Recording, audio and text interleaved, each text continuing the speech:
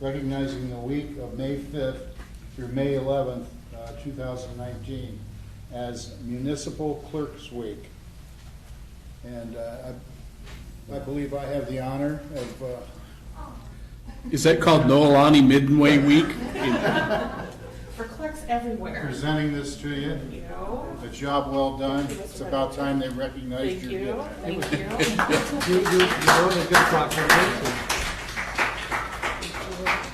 So, like, we get a present? Can we get a picture of you, Miss? Wait a minute. You guys got a picture. Right angle on that. I'll come to the back. Where do you want it? Right there. Don't get in the shadow. Hey. Good luck.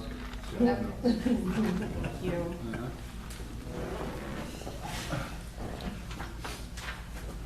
And Jim, are you going to wait till later? We just have one more presentation. Oh, Yeah, we have another ceremony presentation.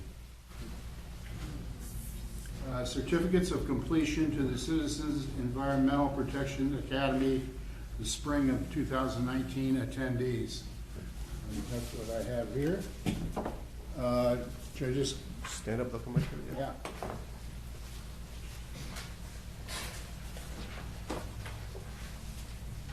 Claudia Figueroa.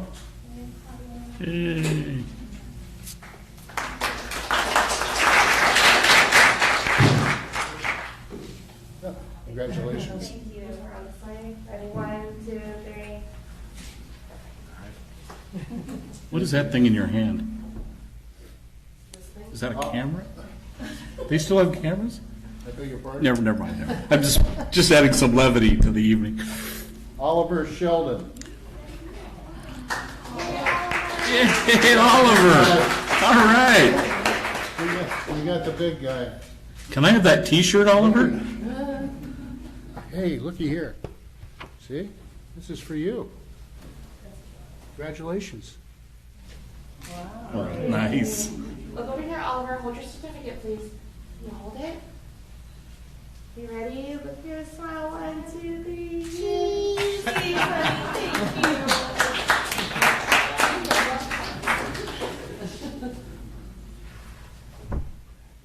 George Bird. Hey, George. Hey, George. Good to see your smiling face here. Yeah, don't get front. You're definitely not as cute, George, that's for sure. All right. I'm not attacking you. Smile, George. I don't 1, want to 2, be 3. Thank you. Way to go, bud. Thank you. Michelle Golson.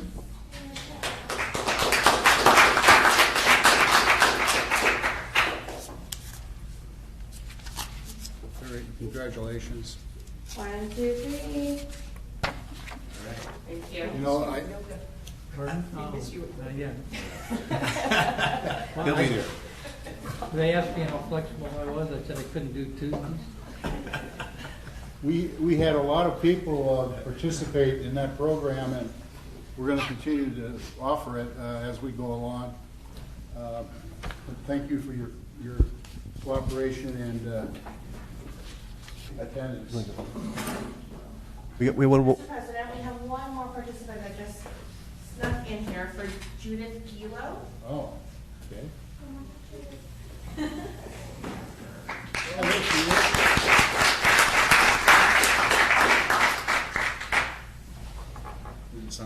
Yes, it is. And all. Is this for you? Yeah. How are you? Can I take a picture of the both of you? Ready? 1, 2, 3. Thank you. Good job, Jim. Congratulations. We're gonna put it in a folder for you. Good job, kiddo. Judy, Here we go. we have a folder for you. Might mention that Judy is one of the newest members of our Citizens Advisory Council as well. Oh, very good.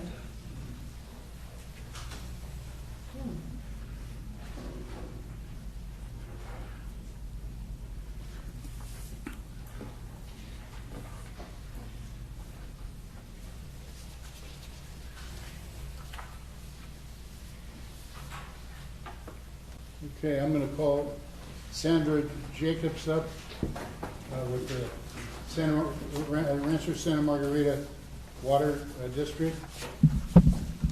a friend of Costa Mesa Sanitary District.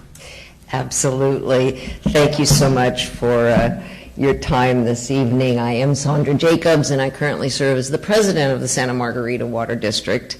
And I am running for the Special District LAFCO seat, and I'm here to ask for your support and your vote.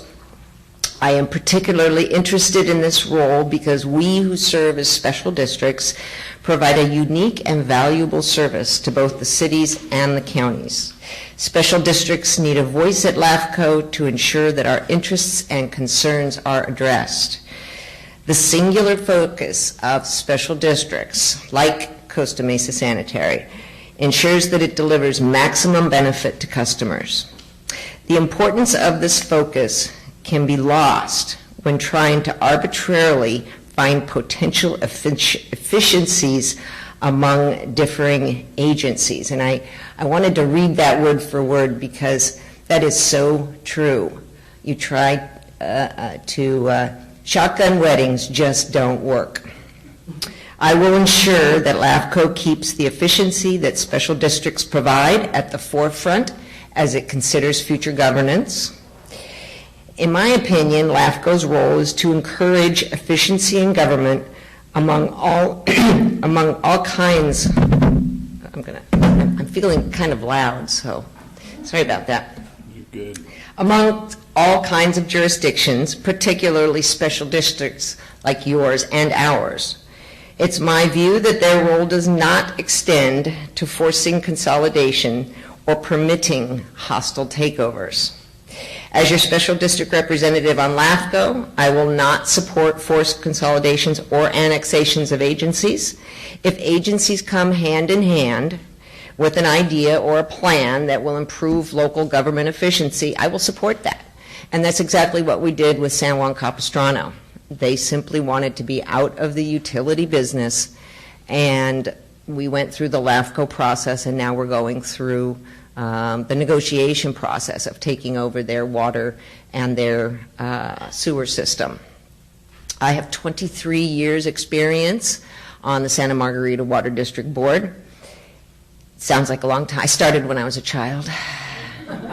And we've successfully collaborated with our neighbors and achieved some amazing efficiencies. We are also involved in CASA and with SCAP, which I had to look up why they named it SCAP, because as the Southern California Alliance of Publicly Owned Treatment Works, it doesn't spell out SCAP, so nobody's been able to explain that to me yet, but maybe you can. So we share that perspective when it comes to wastewater and treatment of that wastewater. I've been involved with ISDOC, of course, and I served with Director Schaefer. I now serve as the president of the ISDOC Executive Committee. I'm the former chair of the Watershed Management Executive Committee.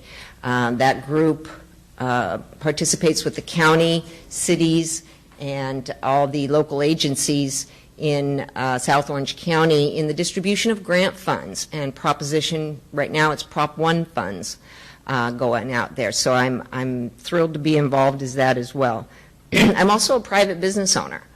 And between that and my years on the Water District, I really have a keen sense of importance of budgets and how managing those costs make us efficient. So with that ends the speech part of it. But I'm here today to let you know that I'm on Costa Mesa Sanitary District's side, and I want to be there for you now and in the future. So the official mailers announcement doesn't go out till May 1st, which is next week, and then you'll get your ballots sometime in mid-June.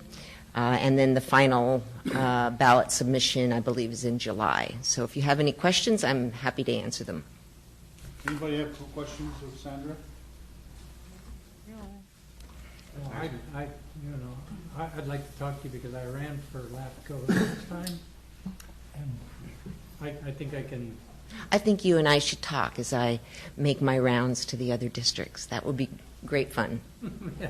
Jim, I just might, having served with Sandra on ISDOC and have gotten to know her over the last several years, I don't think there would be a better representative on LAFCO for this district or all the special districts in Orange County than Sandra. I think she would represent us extremely well. She doesn't put negative comments about Costa Mesa Sanitary District on Facebook like her opponent does, and I hope that this board will get to know her better and see if we can support her for this position. I just wanted to comment too. You didn't say plural Schaefers. Well, that's because you spell it wrong. I serve on the board with Sandra, and she's very efficient, very good. She knows what she's doing, and I'm proud of her. Thank you. Thank you for joining us. My pleasure. Okay. Are there any other public comments aside from Jim's that we'll get to later? Mr. President, we have one more member from SEPA who just arrived. Oh, That would like to okay. receive her certificate. This is for Miss Nancy Kuntz. Nancy, come on up. Nancy Kuntz. Hey, Nancy. Thank you very much. Congratulations.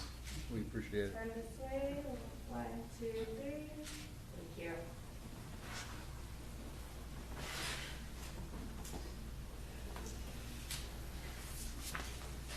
Okay, I believe that, any other public comments that we missed? Okay, let's move along to the consent calendar. I'll move approval of the consent calendar. Second. The moved and seconded, any discussion? All those in favor signify by saying aye. Aye. Opposed? Motion carries. General Manager's report, construction inspection program. Thank you, Mr. President. This item was discussed at the board's study session meeting earlier this month, and it's a recommendation of a hybrid approach to our inspection program that both the district engineer and myself support. I won't go into great details on the staff reports. We went over it a couple weeks ago. But I do want to just highlight the benefits if you approve the recommendations in your staff report. The first benefit would be if you implement a contract with the county for public works inspections and have Rob Hamers and Associates inspect private development, we estimate we'll save $80,000 a year. That savings will be significantly more if you approve an in-house inspector by approving the reclassification of an engineering technician to inspectors. Those savings, we believe, will increase to $120,000 a year based on our current inspector of charging us $125 an hour. The second benefit, we believe, is that the institutional knowledge will be transferred to staff to ensure continuity with the organization. It would also offer an opportunity for professional growth and advancement within the organization. And also, another benefit is it allows the organization to retain high quality and motivated workforce. And finally, we believe that another benefit is that the district will have 2 inspectors that can back each other up when one is on leave. So before the board considers staff recommendation, I do want to turn it over to District Council. District Council will share with you some new information that we received from the Department of Industrial Relations regarding Rob Hamers Associates providing inspection services for private development. So turn it over to that. Thank you, Scott. Mr. President, members of the board, I was able to speak with Mr. Isaac Nicholson, who is an attorney in the Office of the Director of Industrial Relations, and his job is to interpret the prevailing wage law. And we did ask him for an opinion on Rob's providing those services to private jobs, and we gave a hypothetical of what a private job might be with laterals and just simply a connection to the district main system. And he thought that that type of a project would not be subject to prevailing wages, and he thought it would be come within the de minimis test as found in the labor code, and also the fact that most of this work would be post-construction would give 2 independent bases upon which he would conclude that this was not prevailing wage work. So that's the best we can do. They won't give us a formal opinion, and they only give project-specific advice. took us a month to get this informal opinion out of them. So I think this is the best we're going to do, and I think it's significant enough to rely upon, since we're talking to the person who would be enforcing this law. And I think we have a comfort level now that we can go forward as Scott and Rob have proposed this plan. Thank you. I'm available for any questions. Thank you. Anybody have a question of our attorney? I'd like to hear from Mr. Handlers, if you know, because I pulled down the information you sent and then what the Public Works sent, and I saw, you know, it was pretty similar. It was only off like 32 cents or so from what your hourly rate would be. Thank you, Mr. President and board members. The hourly rates I proposed are as low as I could keep them with respect to one rate for private development and one rate for public agency development or projects, which would encompass our capital projects and capital projects of other agencies such as the Water District or the city, where we're out there inspecting protection of our facilities. So I do believe the rates I have provided are very competitive, just as I always have tried to be.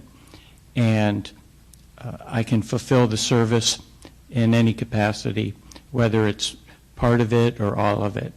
And I haven't really changed any opinions or so since the study session I had.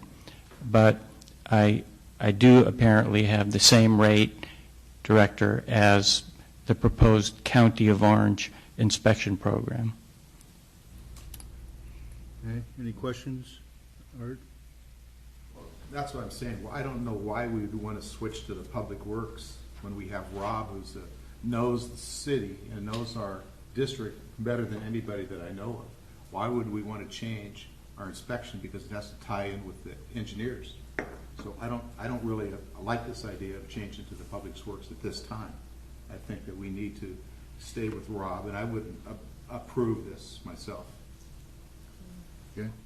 Anybody else have a comment?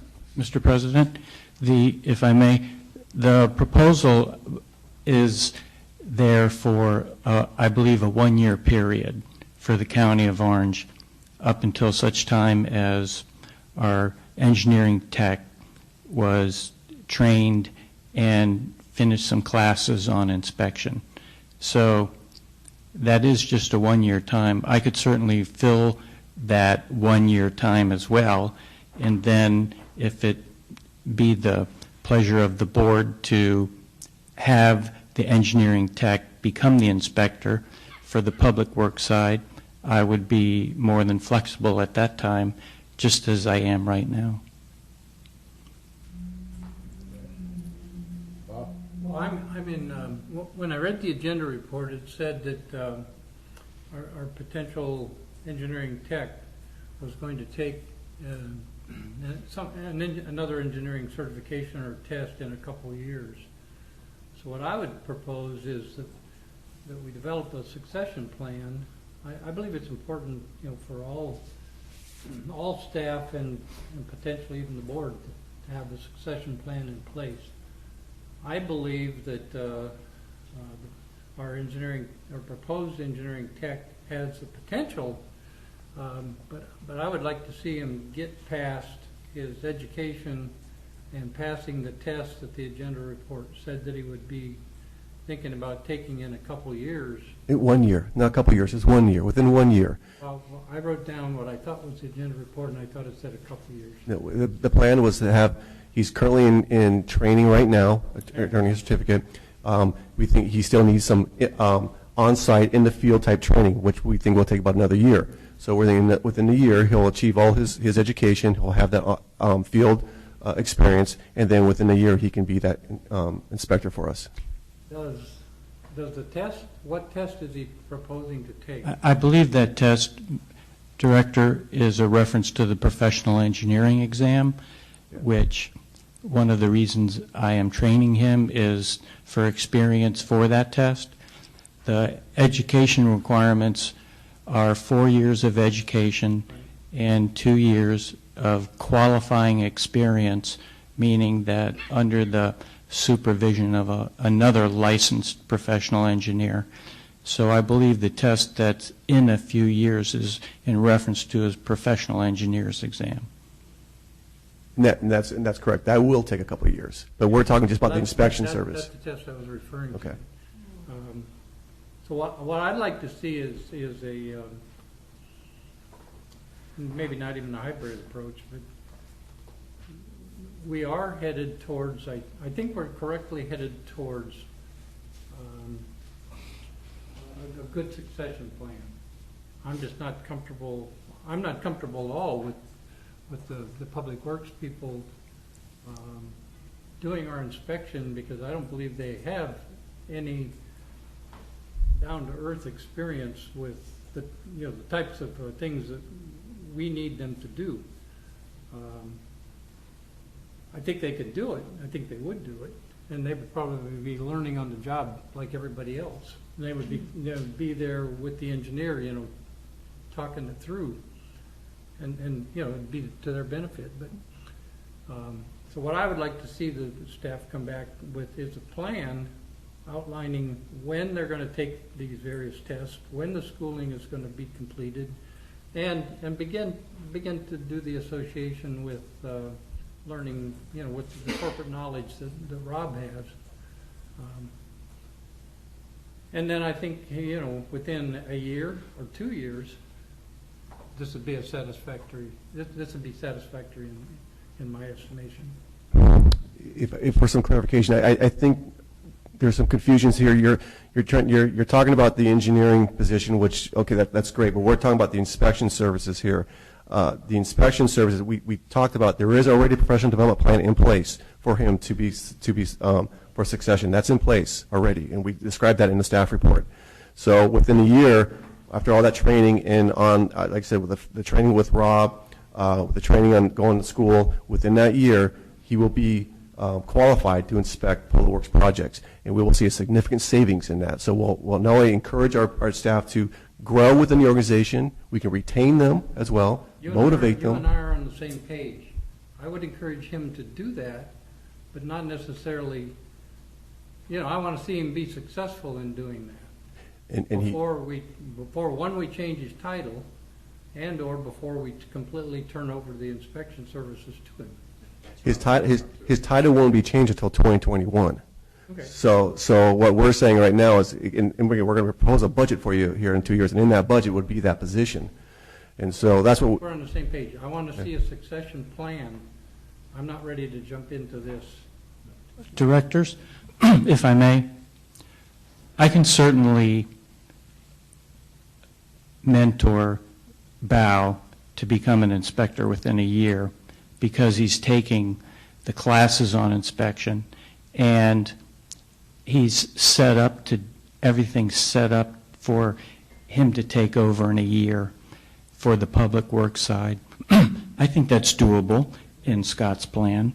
It would, I believe the only change you're referring to is that I would provide the Public Works inspection for the year until he's ready, and then he can be more mentored directly from me as opposed to someone from the county. I would prefer that alternative. That's my preference too. I don't really know that much about the Public Works, but I know that I know you and your qualities. The county mainly owns roads and storm drains. All sewer lines in the county that are in unincorporated county are owned by Orange County Sanitation District. So we don't really know how much experience the county inspector would have for sewer pipelines and or pumping stations. If I may, I mean, if you want to go this direction, that's fine, but I wouldn't have brought this contract to you if I didn't believe that the county can provide inspection service on sewers. I've consulted with them, I've seen their work, they can inspect sewers. But if you want to go down that road and have Rob, that's fine.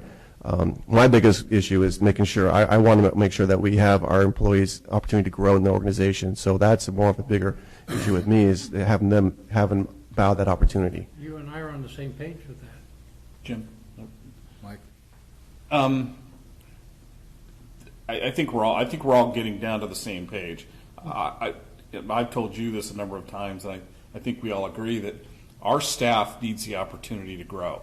There's no way I would support anything that keeps our staff stagnant. They need to grow, and we have a high quality person in Bow that I think could do this. So that part of it is, I think we all like that idea.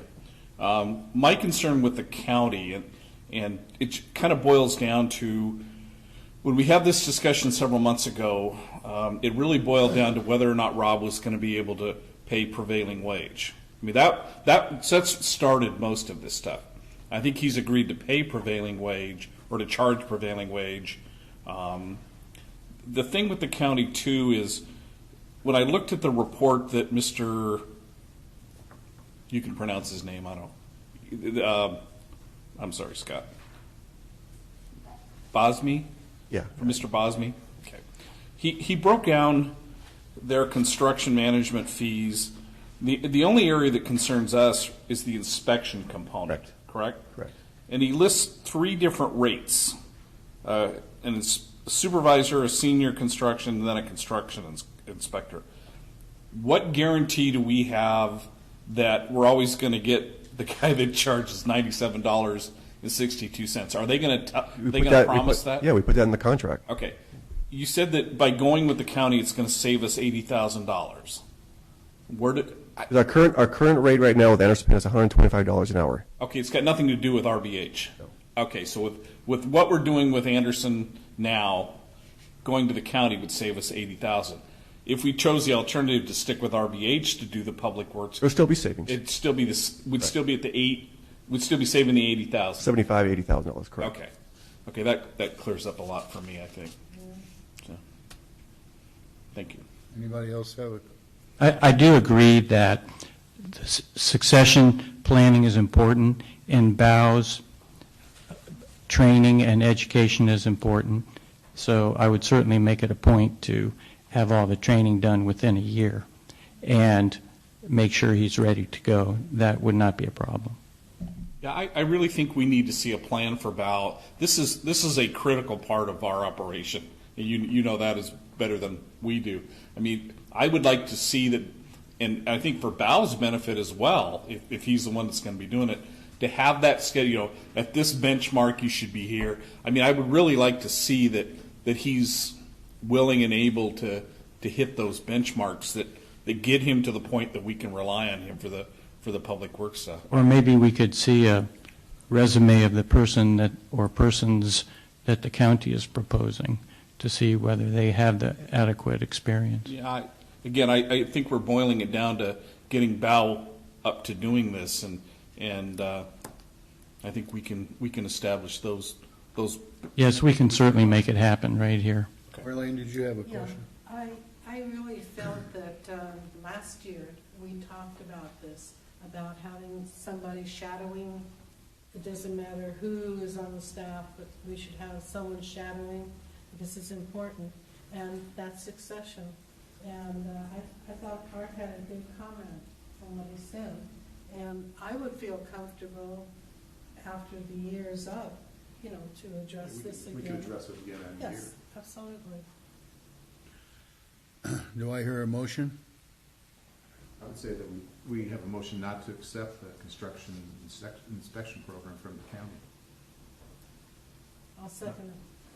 Just a quick discussion, and Alan, that memo you got today, that we got today from you, has nothing to do with the prevailing wage issue. It actually does, and it works no matter what you end up doing, but it just says that on the private works, prevailing wage would not have to be paid, but on the public works it would. So okay. Which RBH has agreed to do. Yes, okay. And that will be a plus no matter what you do. So that would be part of it, I think. Was that seconded? Yeah, part of the second. Okay. It's been moved and seconded. Any further discussion? All those in favor signify by saying aye. Aye. Opposed? Motion carries unanimously. For clarification, the motion was not to accept the county. Was it including to accept an inspector from me? Yes. Okay. I think we'll have to, That was my understanding. Just wanted to make it prepare clear. another contract and bring it back before you with two Right. rates for Rob. Yeah, we'll have to do that. Okay, thank you. Thank you. Okay, let's move along. I'm going down to 3, and then we'll go back to 2. Classification and compensation study outcome. Thank you, Mr. President. Diana Borjorski is going to lead us off on this staff report. Mr. President and Board, thank you. As you know, an important element of the district's strategic plan Anna, is... would you talk We can't closer? Hear me? Hold the thing closer to you. As you know, an important element of the district's strategic plan is personnel and organizational management, which has the objective of employing and retaining a high-quality, motivated workforce. The supporting strategy includes utilizing sound policies and personnel practices, offering competitive compensation and benefits, providing opportunities for development and, as you spoke, for professional growth. One of the ongoing goals of this area is job description updates. It's essential to periodically review job descriptions to ensure that they are consistently reflecting actual work duties. It's important that employees are recognized for the level and the scope of work that is performed and that they're paid on a fair and competitive basis that allows the district to recruit and to retain a high-quality staff. The district contracted with the consulting firm Ralph Anderson and Associates to conduct a comprehensive classification and compensation study of all part-time and full-time positions here at the district. In the first phase of the study, the consultant updated all of the class descriptions in order to ensure the duties and responsibilities are current and properly reflect the required knowledge, skills, and abilities. The second phase of the study focused on compensation in comparison with surrounding agencies. The consultant's objective in this was to adjust district salary ranges to be within 5% of the market median. And at this point, I'd like to introduce Doug Johnson. He is the Vice President of Ralph Anderson and Associates. Good evening. I have a short presentation, and then I can answer whatever questions you might have. So we can get this rolling here. Oh, there we go. So just in terms of study process, it's now catching up. The process involved updating job descriptions and looking at job titles. So much of that was working with employees and managers, understanding job duties and making sure that the descriptions and the titles were respective of the work that's being done within the organization. Sometimes that effort involves modifying or creating classifications. A good example of that is you currently have an administrative assistant job classification, and we created an office specialist, which is actually a level below that. So you have some work that's a lower level work that can be utilized in that classification series. That's very common in other organizations. In fact, it's a cost savings effort because most organizations will have that distinction of work and not everybody is working at that administrative assistant level. So sometimes we're creating classifications because we see an interest or need or a desire of the organization to be able to fill a role and position, and so we're looking at that. Sometimes it's just a matter of, again, updating and kind of fitting whatever the market conditions are. Once we had the classifications identified, we did a market study of benefits and salaries and developed recommendations, and I'm going to kind of go into that here a little bit. Except this is very slow in doing the click. So when we build a pay plan, there are two components that we're primarily looking at. One is kind of in this little chart here on the left-hand side. That's the marketplace. So you don't compete for jobs in a vacuum. You're not in an isolated market. An employee that works here has lots of choices in terms of employers, cities, special districts, and other employers, private sector. So whenever you're looking to hire somebody into a vacant position, you are competing with other employers. You're competing with the availability of certain skill sets. That's why we measure the marketplace. Market data is useful in terms of informing the organization in terms of what those market conditions are. The second aspect we look at is internal relationships. So within the organization, vertically, looking at supervisors over subordinates, lead workers over non-leads, and kind of cross relationships. So every pay plan will have some component of anchoring and tied to the marketplace and some kind of internal equity or internal relationship analysis.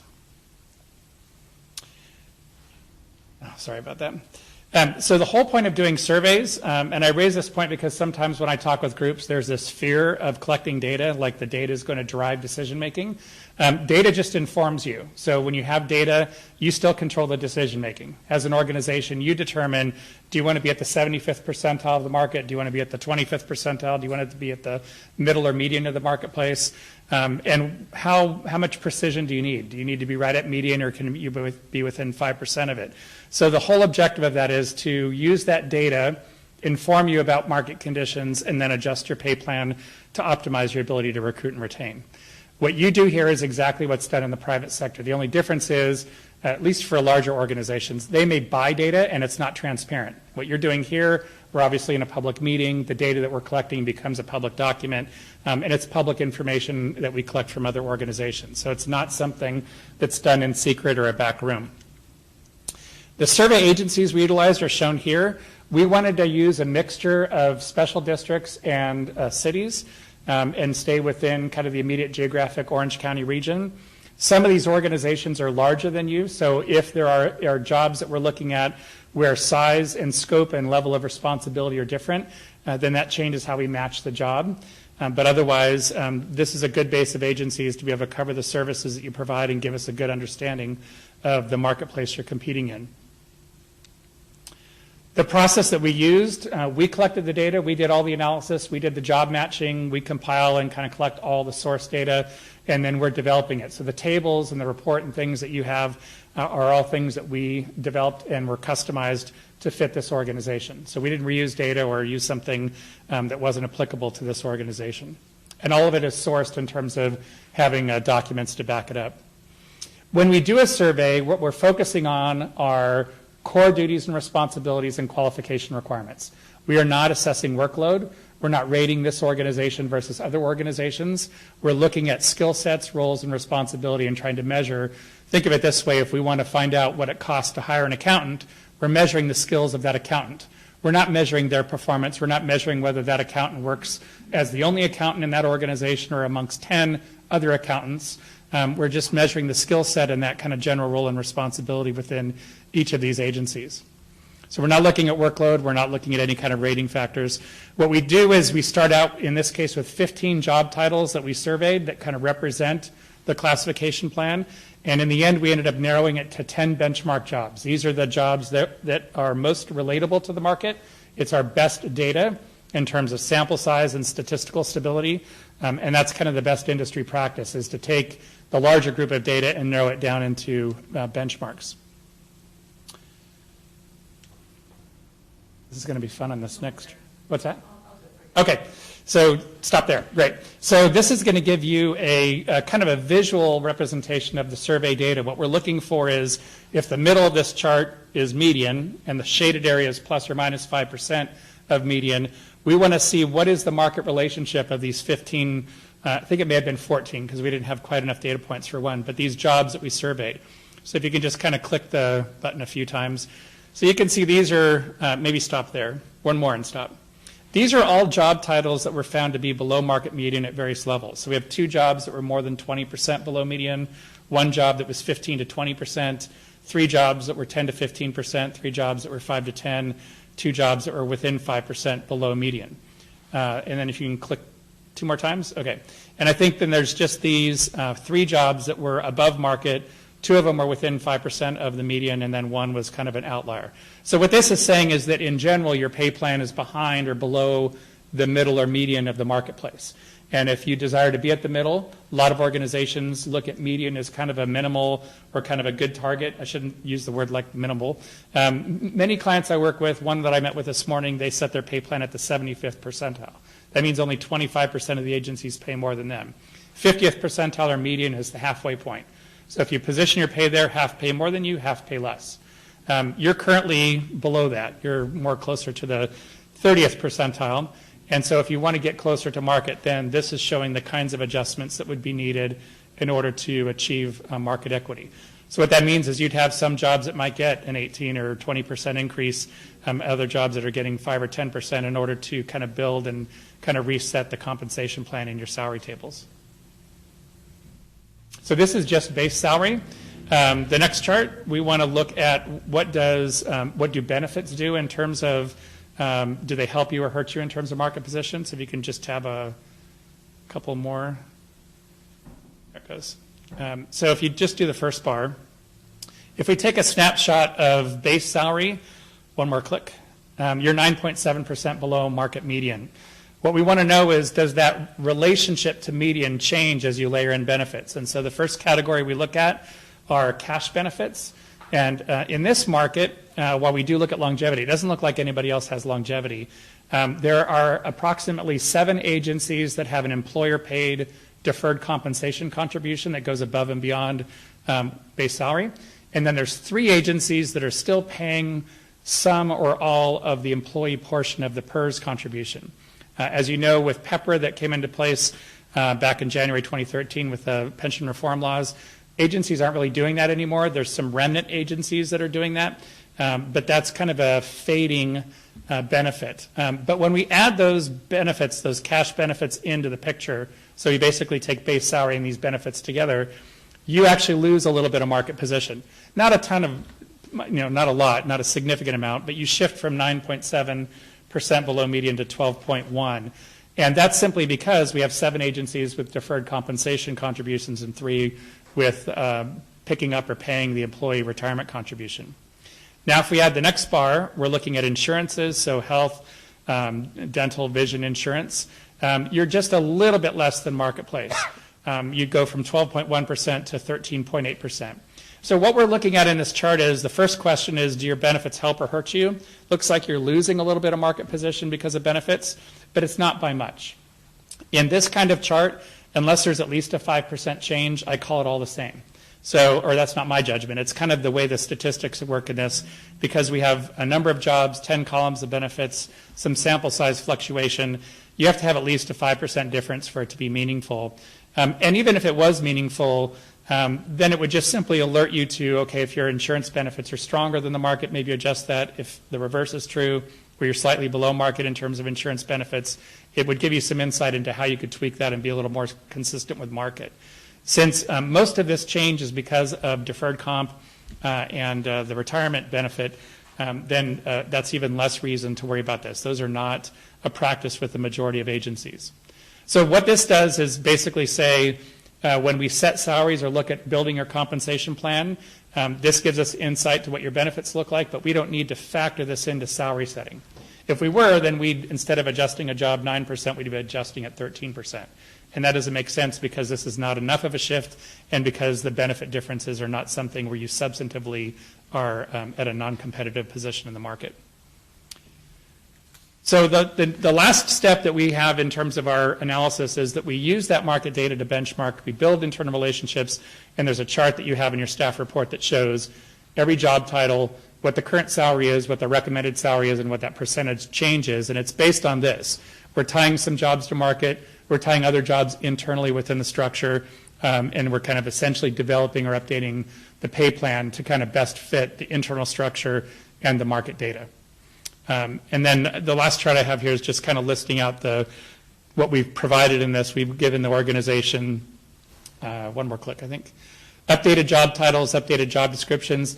There is some feedback opportunity for those job descriptions, so there will be comments that Diana's sending me that we can incorporate to finalize those. So there's a few things that we're dealing with that. We have our base salary survey, total compensation survey, and our salary range recommendations. So those are all the components that were kind of outcomes of the study and that are used in terms of ultimately making recommendations in terms of pay adjustments. And with that, I'd be happy to answer any questions. Mike? You mentioned that some agencies provide as part of their base plus cash a deferred compensation program. Yes. Is there they don't give every employee a deferred comp. Is it generally management or upper level type employees? Some do. Surprisingly, when I looked at this market, I do look at that split to see non-management versus management. I expect to see a lot more. In this survey, it was only one agency that was only management, and the other 6 were actually doing it for all employees. Do they give the employees the option of participating in that deferred comp? They have to, don't they? Yes. And so what we also count is matches. So we treat a 3% blind contribution versus a 3% match as the same, assuming an employee is going to take advantage of the match. Okay.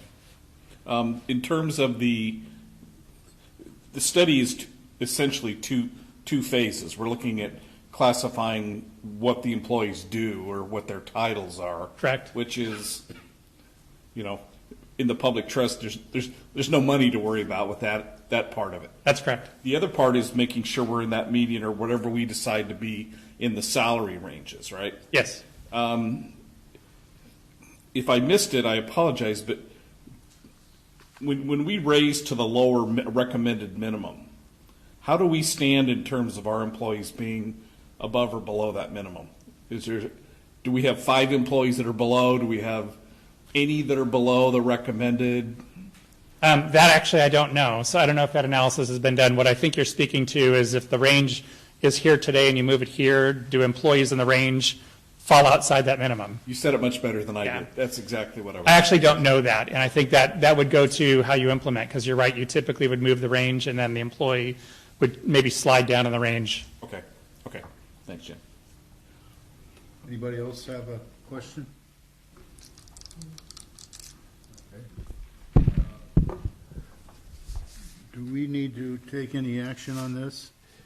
Yes, Mr. President, and if you may so, the last time we brought this to the board, Vice President Uten wanted some more justification for the office specialist position, and so I bring that for you today. The reason why we're requesting that new position obviously is additional workload for staff. We have now, as you know, the Citizens Advisory Committee. We also have the Citizens Environmental Protection Academy that we didn't have a year ago. We're also much more active in our social media engagements. If you look at our performance management reports, which we'll talk about later tonight, our engagement is basically doubled from last year. For example, we've engaged in nearly 2,900 Facebook engagements. We did 1,400 Instagram engagements to the community about our programs and keeping them aware of what we're doing.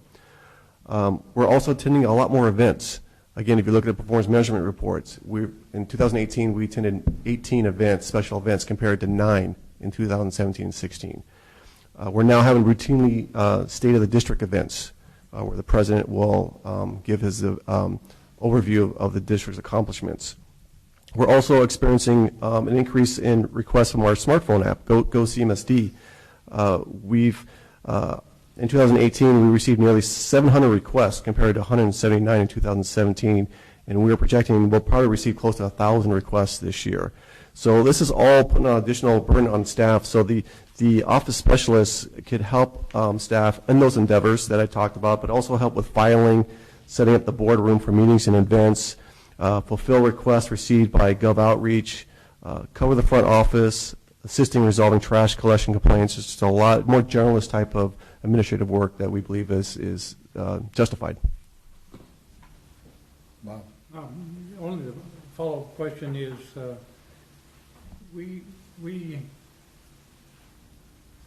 what proportion do we charge, say, that person's position to the solid waste fund and the sewer fund? If I could ask Caitlin or Mark, correct me, but we typically, for that position, it'll probably be 80-20, 80% wastewater, 20% solid waste?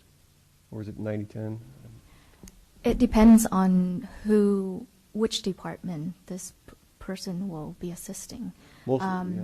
So if it's programs, it will be 50-50 because we're advertising for both solid waste and wastewater fund. My only concern is we're asking for a solid waste rate increase later. And adding positions obviously is going to add costs on the solid waste side. And I guess my real question is, was that taken into consideration, when we were doing the solid waste rate study? I don't know if you can answer that, but. The study, I don't know. It's not much. Yeah, I don't know about the study, but we do, when we're preparing our budget, we estimate, we take into account, hopefully the new rate will be approved, and then we apply that in our budget and make sure that there's enough revenues in our budget to accommodate this additional expense, and there is. Yeah, I think the position's probably needed. It's terrible time to do it. It's a great time to do it, and a terrible time to do it. Jim? Oh. No, Arlene's first. Elaine? You know, I just wanted to say, I'm probably here more than anybody, mainly because of all the different things that I've got going.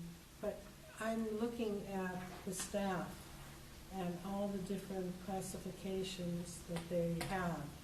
And they're actually crossed over into helping each other because there's not enough help. And I, for one, feel that, you know, if we can give to 50,000 for homeless and so much for so much that we're giving now, that we've got to consider our staff, who we're really happy with. We have pride. We think they're doing a great job. And at the same time, they're overworked, truthfully, and nobody's saying anything. They're just finding some way to kind of run with what they're doing. And so I just think that it is in line to do something about having another position to kind of offset and make us look as good as we always are looking. Jim? Can we talk about Table 3 or Phase 3 for just a minute? We're going to get to that. Is there part of the, well, I just have some questions on it. Yes, You know what I'm talking about, Diana? So you should have an updated, revised version of that includes. It's director compensation is what I'm talking about. Yes. I appreciate the work that was done here, but to me, first of all, you look at, if I was in the public and I looked at this and I said, well, those directors make more than any other directors in the area. But I don't think it's a fair comparison. In other words, we get 6 meetings based on our code where all the water districts get 10. Okay? So we don't get as much as it shows. Do you have any idea in the added benefits where it says dental and vision health insurance, there's only 3 of those water districts that have no extra benefits, right? Do you have any idea how much it adds to their stipend, if you will, to have those health benefits? Do we know? I don't know. Doug, would you have that data, or It's could we probably get that? $400 or $500 because in most cases it's not a family coverage. But I think one of those agencies will do family coverage. Really? So that would be, $1,700, $1,800. But in most cases it's more like an individual, so $400 to $600. That they add on top of their stipend. Correct. So when you look at this, I mean, again, if I'm in the general public and I look at this, I go, man, those guys at Costa Mesa Sanitary District are, no pun intended, fat cats. We're not. We're below, considerably below water districts, aren't we? Yeah, the median difference is certainly significant. 4 times $300 is a lot of money. Yeah. So I just thought I'd point that out. I think it's interesting that Mesa Water just raised themselves to $291 because they didn't want to be at $295 or more in comparison to us. I mean, I'm just going to say that right out loud. So I think this merits some consideration too. But they get benefits too. Well, they get health. They get $500 more a month in health insurance We don't get benefits any benefits. that none of us get. So Santa Margarita Water District needs to get some benefits added in there somewhere. So, anyway, thank you, Jim. I just wanted to bring that up. Yeah. Well, one thing that concerns me is in our history right now we're experiencing a period where we're going to go in and we've been eliminating some of the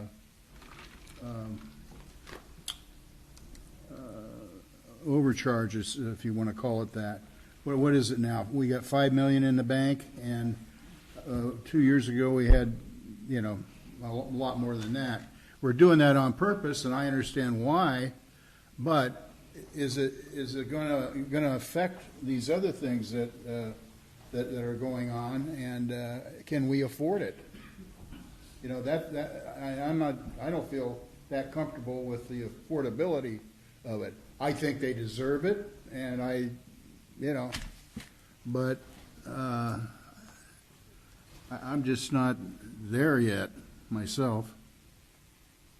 Well, I could tell you, as far on the wastewater side, we haven't had a rate increase since 2017, I believe. And in our next proposed budget, we're not projecting another rate increase because we don't want to hit the public twice with 2 rate increases, solid waste and wastewater. We want to, so the wastewater budget is tight, but these salary adjustments, along with the COLA that you'll be hearing about in a few minutes, we crunch the numbers and we can't afford it for these next 2 years.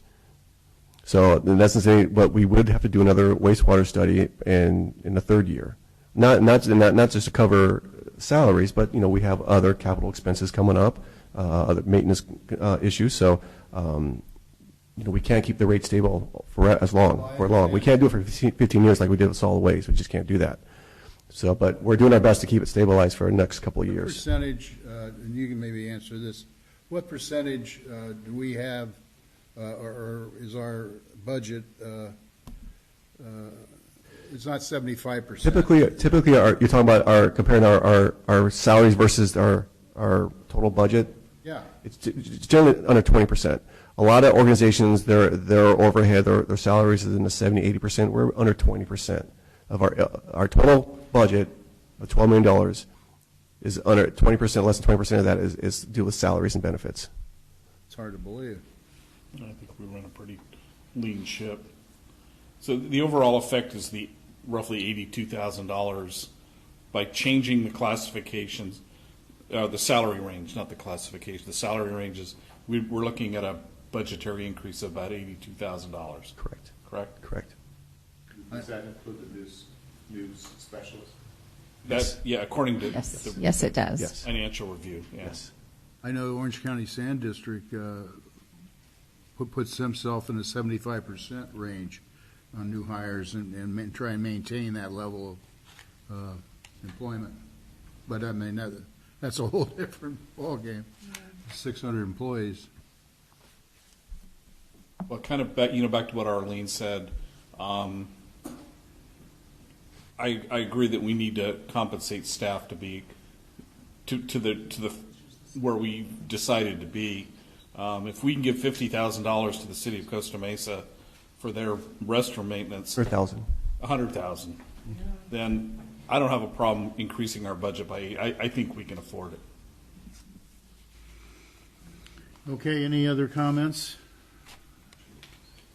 I'd like to move staff recommendation. Second. It's been moved and seconded. Any further discussion?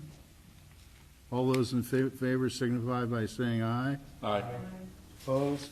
Aye. So it passes. Were you a negative? Were you negative or a pro? No, I'm against it. Okay, so 4-1. 4-1.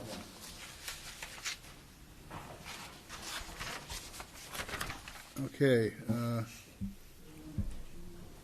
Yes. Item 2, originally it was item 2.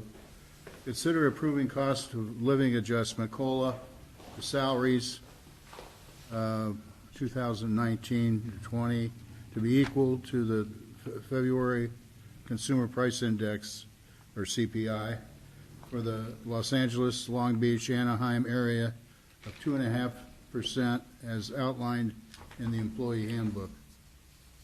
Thank you, Mr. President. Caitlin Tran, our finance manager, will be giving this report. Good evening, Mr. President and board members. In front of you is the February to February Consumer Price Index for Los Angeles, Long Beach, Anaheim area of 2.5%. The cost of living has gone up, and staff is recommending the board of directors to consider a 2.5% cost of living adjustment effective July 1st, 2019. Per policy 2.2 in the employee handbook, staff has been bringing this to the board for approval annually. Last year was 3.6%. The 2.5% this year would result in an approximate $41,000 increase in the salary for fiscal year 1920. And that concludes my report. I'll move for approval. Second. Discussion? All those in favor signify by saying aye. Aye. Opposed? Motion carries. Okay, item 4, request for increase in hourly rate from Harper and Burns LLP. Mr. President, the record would reflect that I sat in the audience for this one. Thank you, Mr. President. Before you is a request from Harper Burns LLP, which is the firm that provides the district legal counsel. They are recommending a rate increase, which would be the first increase in the last 4 years. The last one you gave was on February 26, 2015. Attached into your staff report is their proposed rate structure for their partners all the way down to the paralegal, and staff is recommending approval. Move approval. Second. It's been moved and seconded. Any further discussion? All those in favor signify by saying aye. Aye. Opposed? Motion carries. Thank you. It's becoming an expensive meeting. Next. Cha-ching. Not on the next one.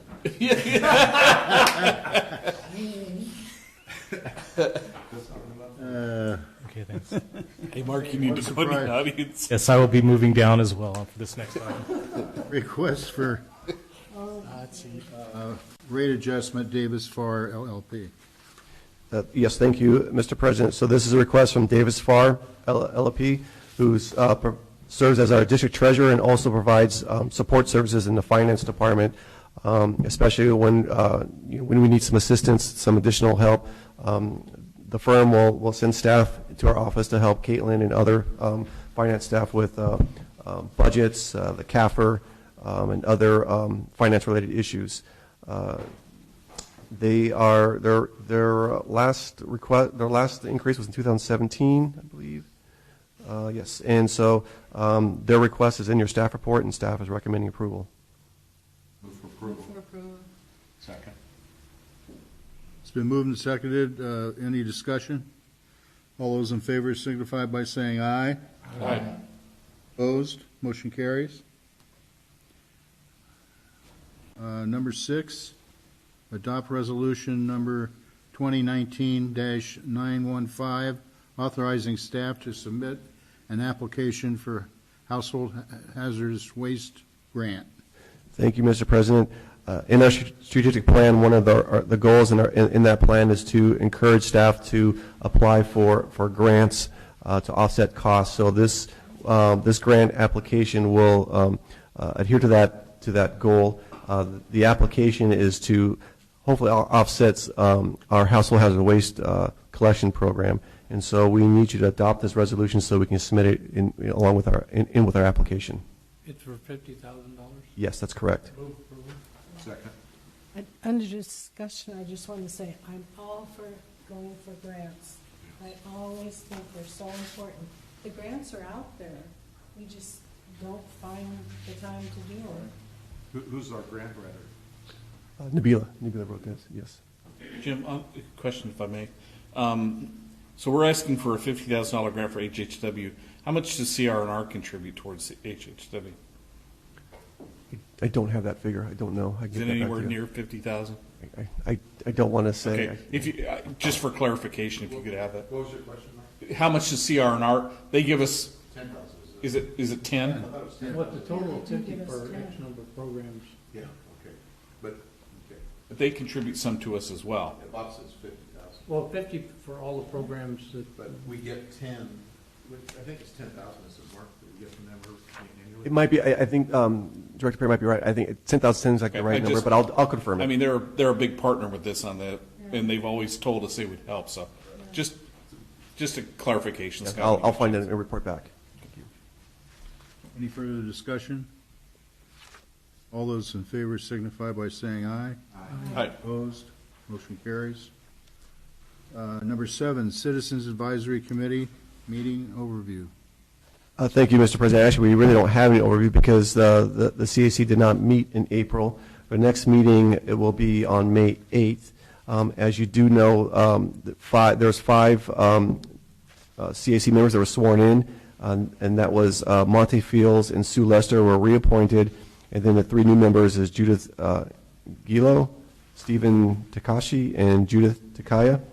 They did come to HQ a couple days ago, and District Clerk Nolani Minway gave them an overview of their responsibilities, including their handbook, so they're ready to go. They're going to have a challenging task, their first meeting, because on the May 8th is when we're going to present the budget to them. So that'll be their first big task is on May 8th. So, and we'll report to you how they did on their next meeting. I have a question. Did we work out the schedule for? No, we'll have to do that on the May 8th when Chairman Kerry's there. Yeah, that'll be on the agenda. Okay, thank you, Scott. Item 8, Performance Measurement Program Update Report, January through March. Yeah, thank you, Mr. President. So this is your first quarterly report of our new performance measurement program. I do want to pay to your attention on page 5 of that report regarding the 2% or less rain ingress. You'll see there's a lot of red on there, and that's because the last 3 significant storm events, our rain ingress was had well exceeded 2% goal. That has us concerned. So what we did recently, we contacted OCSD for their assistance. They sent us their 2004 and 2017 flow monitoring study, and they suggested that we reach out to ADS Environmental Services, who is familiar with their study, which we did. So our plan is to set up a meeting with ADS and have them do an analysis on OCSD's data and try to pinpoint where the inflow is coming in, which we think is Mendoza Pump Station. And then we'll discuss some options like installing flow meters or performing smoke testing. But before we do that, we have a plan in place. We'll bring that to you for your comments and suggestions before we implement it. But I just wanted to reassure that we are trying to address that inflow issue. Well, I drive around a lot, and whenever I do, I look at manholes, and there are many, many manholes that have more than one open, and some of them are in gutters, like down in Harbor, just above 17th Street, there's an alley. I go through there. Those, there's a concrete gutter, and the manholes are in the middle of the gutter, and they're not plugged or sealed. Yeah. I don't know what our policy is. There's one right by my office in the alleyway off of Royal Palm that there must be there's a ton of water that goes in there. Yeah. Okay. Well, we'll look into that. I know we have the city's maps, and we know where all the cities are prone for flooding, and we know those manholes are plugged and sealed. I know Steve Cano has also suggested using a different plugging device rather than a cork. It's more like a cap, so that the cork doesn't fall through in the manhole into the sewer system. So we're looking at that as well. So we'll bring that along with other suggestions to the board, and hopefully next storm will. Make a comment. At Waco, they presented this rainfall report. We had over 17 inches of rain this year versus the average or last year was 2.99 versus the average of 9.11. So we almost doubled our rain, which is an effect on the big effect on it. It definitely does. What it does, it affects the water tables, right? And the water tables will rise, and that can get into the system. So yeah, we'll take all that into consideration. Well, I think more rainfall doesn't necessarily mean more ingress, percentage-wise. The same amount percentage-wise goes in the manholes that are not adequately plugged and sealed. But unless it doesn't rain. Yeah, makes a difference. I think we can look at it. We need to still look at that. There's a lot of rain pattern and intensity, and and how often it's rained, and I have one other question, Scott. Why do you think Mendoza might be the problem? Because of the run times of the pump stations. They're a lot higher than usual. So, historically, it's been the fairgrounds. yeah, and that's we think might be the culprit. That's what I figured it is. What about Fairview State Hospital? Is that a factor, do you think? I don't think so. What do you think, Rob? Do you think Fairview, or refer that to the district engineer? Yeah, so a lot of inflow does get into Fairview Road trunk from OCSD. And our pump stations definitely do receive inflow. Our Eldon station is a big station. It does. Irvine station. So there are we definitely get some inflow. Both this agency and Orange County Sand District have policies regarding inflow. And I don't think regarding infiltration, but in really wet years, there's more infiltration than in dry years. Both agencies have the policies in place. Is Orange County Sand District helping in any other way besides just giving you corks, or do they even give you corks anymore? We just had a conversation with them this week. It's just the data, and it's a lot of data. So they've redone the flow study. Mm-hmm. Yes. And we chance to analyze this. You maybe said before. I haven't. No, our goal is to have ADS analyze that data for us, and then they'll sit down with me and district engineer and Steve, and we'll go over the data, and they can tell us where they think the water is coming from. Okay. The increase in ingress percent has only occurred recently, and it could be due to the sealing, like the plugs going through and falling out, and or sealing around the manhole covers. So the jury's still out. Okay. Just one more quick thing, Jim. On the report, Scott, to me the biggest area we're missing is on page 7. I mean, the diversion rate still being at 60%.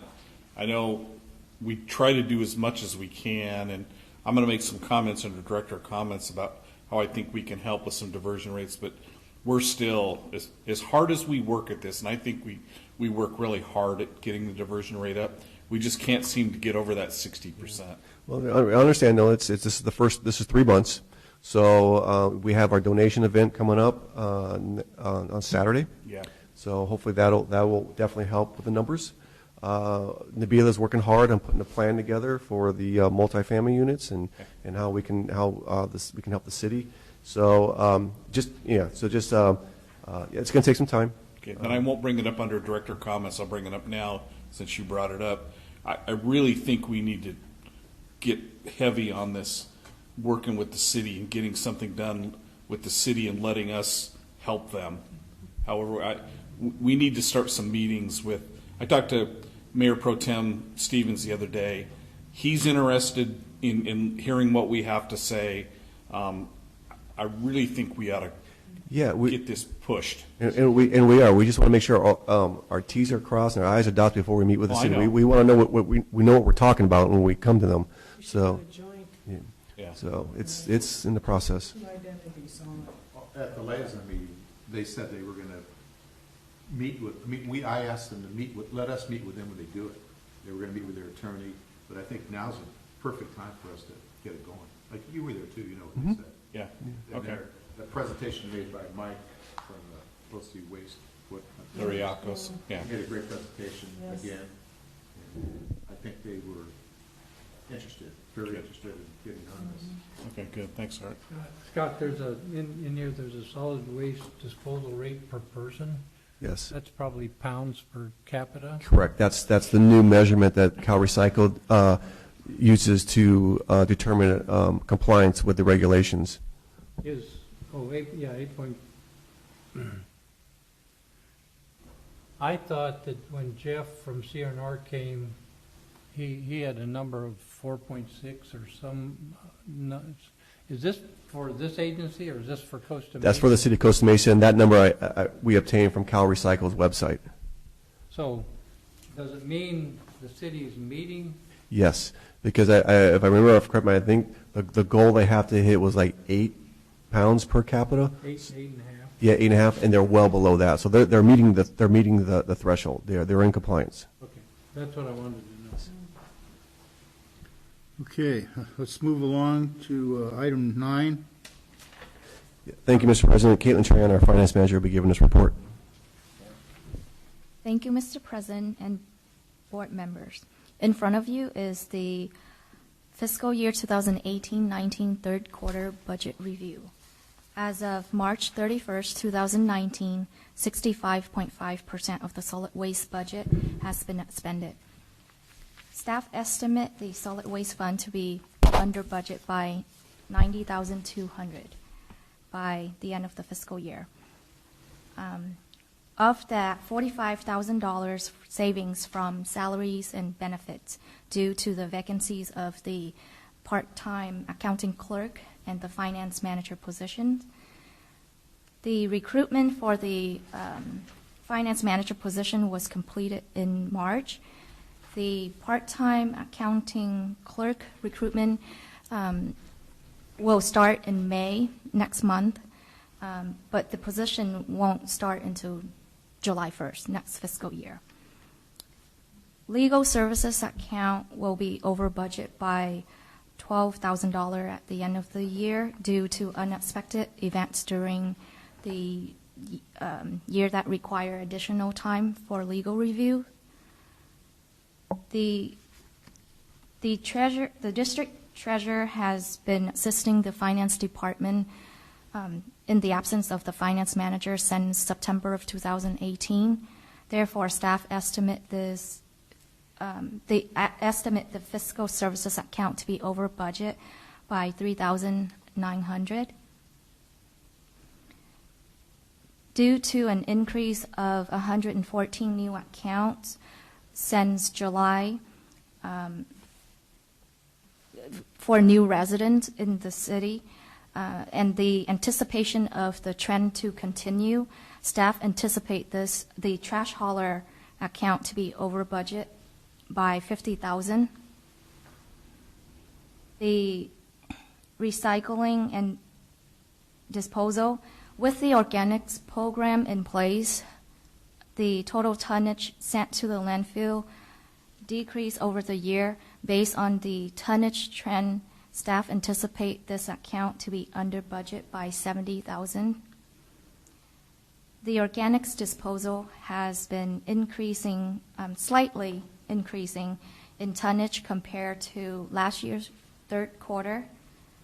However, staff anticipate this account to be under budget by $30,000 by the end of the year. The election account is over budget by $9,400 due to the November 2018 election costs and the increase in number of residents in the district boundary. The bank merchants fees account, staff anticipate this account to have a balance of $8,500 at year end due to the cost of monthly bank analysis fee, PayPal, and accepting credit card services fees. Settlements and fees account. Staff estimate this account to have a balance of $15,000 due to the payment to Shankman and Hughes attorneys earlier this year. For special programs, staff anticipate to be under budget by $44,400 at the end of the fiscal year.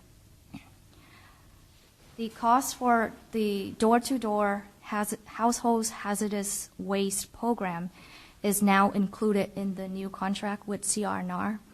Therefore, staff estimate this account to have a saving of $34,000 at year end. Pharmaceutical. The district currently has two 40-gallon drop boxes available, one located here at HQ and one at the senior center. Based on the pharmaceutical collection trend from the last 9 months, staff projects this account to have a saving of $5,000. The battery recycling programs is almost completed. This account has a budget of $20,000. With the increase in participants this fiscal year, staff projecting this account to have a balance of $15,000 by the end of the fiscal year. That includes the awarded amount and the cost of recycling the batteries. For capital outlay account, this account is expected to be within budget. The district is updating computer software, hardware, and installation. The solar panels installation, the automatic front door openers, and the main entrance headquarter sign projects are now completed. The HVAC ducts was scheduled to begin in April, and they've been working on it. And it should, I think today's the last day. Moving on to wastewater fund, as of March 31st, 2018, 59.8% of the wastewater fund has been expended. Staff estimates this fund to be under budget by $300,400. A savings of $218 from the personnel account due to the vacancy of the part-time accounting clerk, the finance manager position, and 2 wastewater maintenance worker 1 positions. The district is in the process of recruiting for the 2 maintenance worker 1 position. Again, legal services account will be over budget by $16,000 by the end of the fiscal year. Engineering services account, staff estimate this account to be under budget by $24,000 based on the monthly average. Plan check and inspection account, new developments in Costa Mesa has been decreasing compared to previous years. Staff anticipate this account to have a saving of $35,000. Fiscal services, again, this account is anticipated to be over budget by $11,600 due to the additional hours that the district treasurer has been helping out in finance. Contract services, $25,000 was budgeted for road maintenance. So far, only $11,000 was spent. Staff projects this account to have a savings of $14,000. Pump station maintenance. Staff anticipate this account to be over budget by $13,000 by the end of the year due to unexpected expenses during the year, such as the repairing of the backup pumps at 21st Pump Station and the replacement of old corroded pipe at California Pump Station. The sewer line maintenance account has a budget of $25,000 for contractual sewer line cleaning assistant. The district field staff has been performing a great job of cleaning the main line. So far, the district has not needed additional assistance from contractors. So staff estimate this account to have a budget surplus of $25,000. Again, the elections account in the wastewater fund is expected to be over budget by $9,400. The sewer inspection rebate program.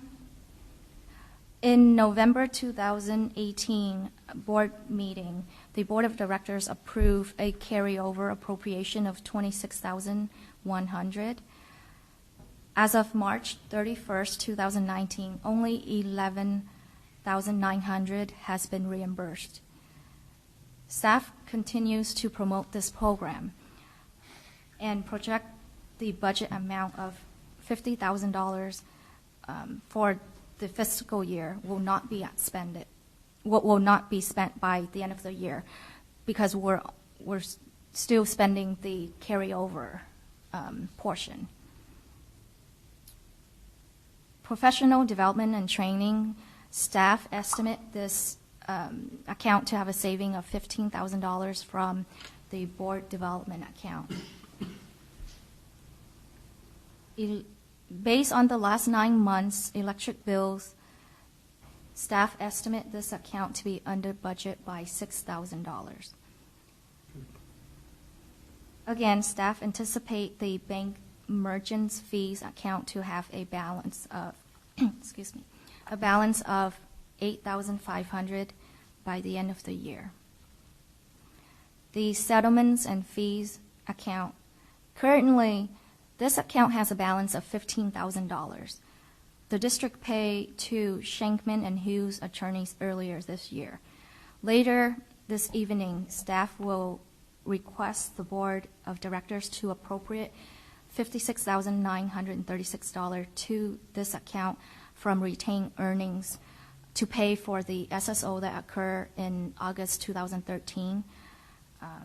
Staff anticipate this account to have a balance of $76,936 at the end of the year. Again, capital outlay is expected to be fully expended by the end of the year. The wastewater combination cleaning truck is expected to be ready in June. That concludes my presentation. I'm happy to answer any questions. Arlene, you have a question? Yeah, I do. Why don't we have the pharmaceutical drop-off at City Hall? I think it would be worth our while to think about it. They have them at the fire stations, though. Yeah. I know the police department, Does that they make- get grants, and they'll have them like once or twice a year, they'll have it at the police station. But, Maybe worth looking into. Huh? I just thought, being we're trying to get in with the city more. the benefit of having it here is people find out where we're at. They actually know where we're at, so it's actually kind of a nice incentive to have them come here. That's one thing I like, having it here. Okay. Well, that's why I wanted just an answer. Yeah. Okay. Question about the tonnage. You were at 7120. Does that include the organics or just the trash? It's for FY 1819. It says we're at 7120. That sounds like organics, 7120. Is that organics? Yes. That's about right, because I think, Organics is supposed to be right. yeah, that sounds about organics. It's just organic. So it's increasing. Mm-hmm. Jim? Caitlin, you'd mentioned in the finance department 2 recruitment efforts, one for an assistant and then one for the finance manager. The finance manager is now completed. How did that turn out?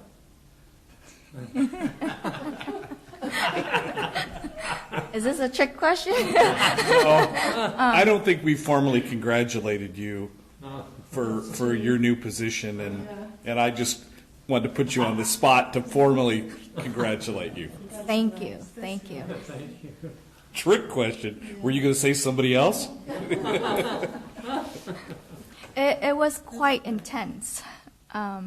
So I want to thank the board of directors and Scott and Mark for all your support, and all staff as well. I have a question. Back to, are we looking for maintenance personnel? We have 2 wastewater maintenance workers 1 positions that are open. We are in the final stage, in the final interviews for those 2 positions. Hopefully we'll have them filled here real soon, because we need them. Somebody, who left us, or is this a new addition? We've had a couple, Eric left to the City of Ontario, and in their Public Works Department, I believe, and Brandon left for personal reasons. These new, as we move to these new wage and class, the new recruits move into those categories? No, their class stay the same, maintenance workers 1. Nothing's changed. Okay. They'll get that salary range will bump up. Yeah. You know, the Okay. yeah. Okay, number 9, we're going to receive and file.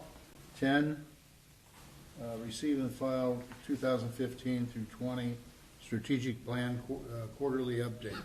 Yeah, I just want to bring to your attention, this is your standard quarterly report. I just wanted to bring to your attention was the, let me try to find it here, is strategic goal 1.8, the fats, oil, and grease program. I didn't have this in the last report. I finally got the data, but during the holiday months in November, December 2018, the Orange Coast College Recycling Center collected 340 gallons of used cooking grease. So a lot of people are cooking, frying their turkeys out there. Wow.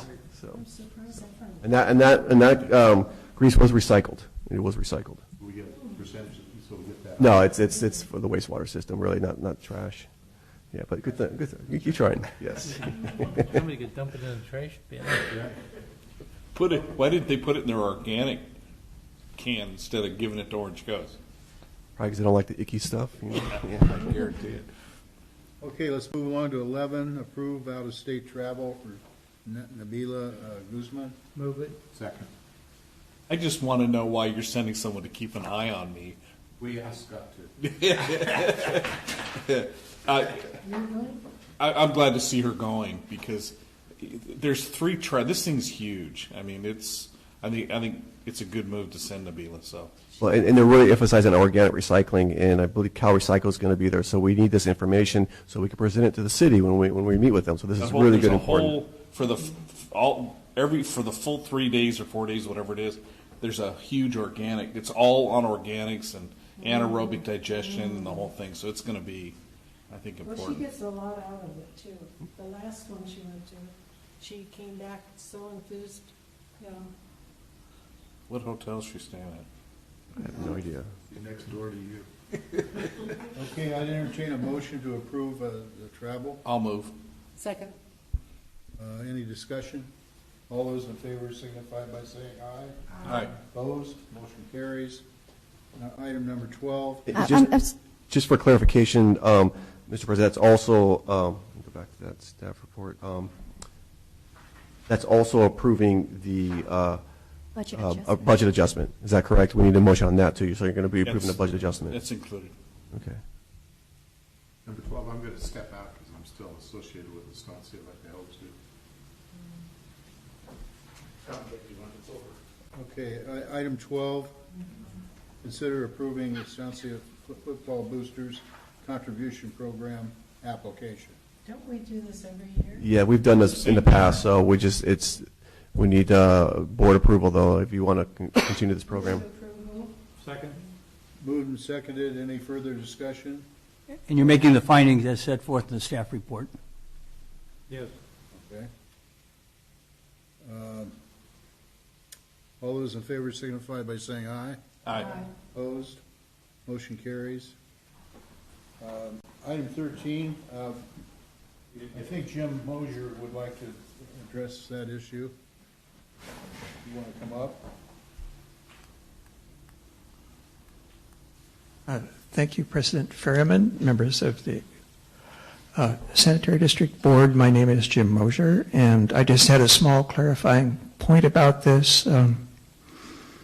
In both the staff report and the finance report you heard, the item is the final settlement payment for the sewer spills that the district encountered a couple of years ago. And everything is just referring to one spill on August 31st. And most of your discussion about this has been in closed session.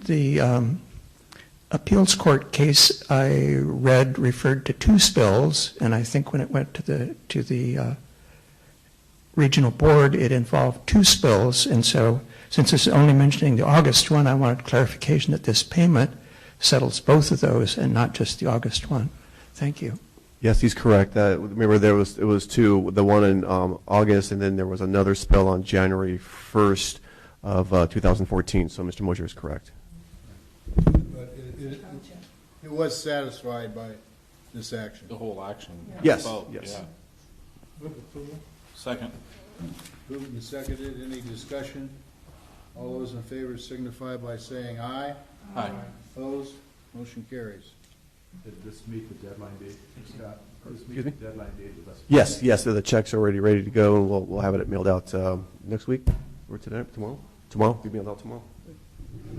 Okay, let's move along to engineers report. Excuse me, Mr. President, on that last item, that does include as well you appropriating an additional $56,000 from retained earnings to fund the balance of the payment that was unfunded. Yes. Right, okay. Okay, thank you. Thanks for bringing that up, Mark. You know, just a quick note on that settlement, Jim.